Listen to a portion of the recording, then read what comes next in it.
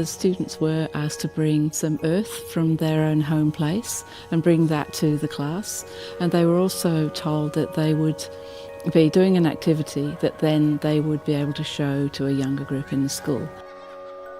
I started by modelling by bringing my own earth from home. You can also just use my fingers, and if anybody's really keen, you could put your feet in there and see what footprints would come out. The texture changes according to how much water is in there, what type of earth it might be, and so that leads to a difference as well. So we see that we don't just see one image, we see many, many images because we have different kind of earth, we have different kind of place, different people doing the artwork.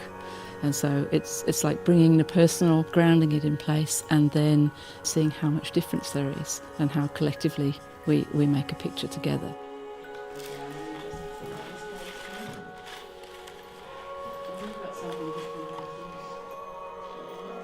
The students had different ways of doing things as we wanted them to. Some used the paint like a paint and painted with their fingers, painted images. Others used straight handprints.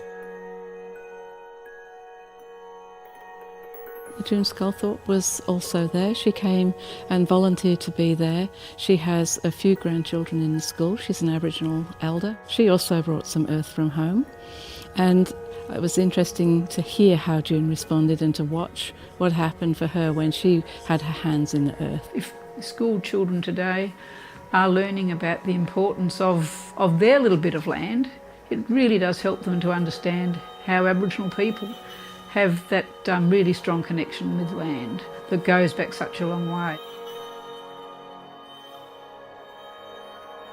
They're your hands, and even when I was doing it myself on the paper and the calico, you don't want to do it just the same as someone else. You're probably not thinking about it too theoretically. You can just put it down there and it's making a mark, and then you say, oh yeah, I did that. I wanted the students to think about the originality of the importance of earth, and earth as in the earth that's in their environment, in their home.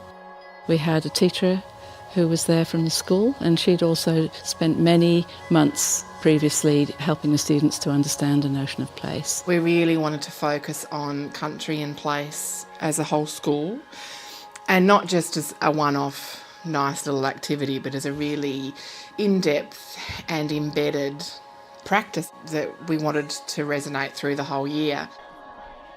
We asked them to be teachers, to take what they'd learned from the morning, and I asked one person to volunteer to do a demonstration and to model what was going on, and the other students were very happy to be mentors, as in they nominated 5 or 6 students in the group and they said, we're going to work with you, we want to support you, and we want you to develop a sense of enjoyment doing the artwork, getting hands in the mud, getting hands in the earth, making something that was really individual to them. It just does plant that seed that can be built on. So I think that was an important part of it. It's sort of what it does to their thinking and how it will impact on their views about Aboriginal people in the future. When we also talked about place, connection to place and value for Aboriginal people, I think that brought people back to realising that when we use earth and we use earth for artwork and we use earth to express, that we are replicating and honouring the value of connection to country that Aboriginal people have.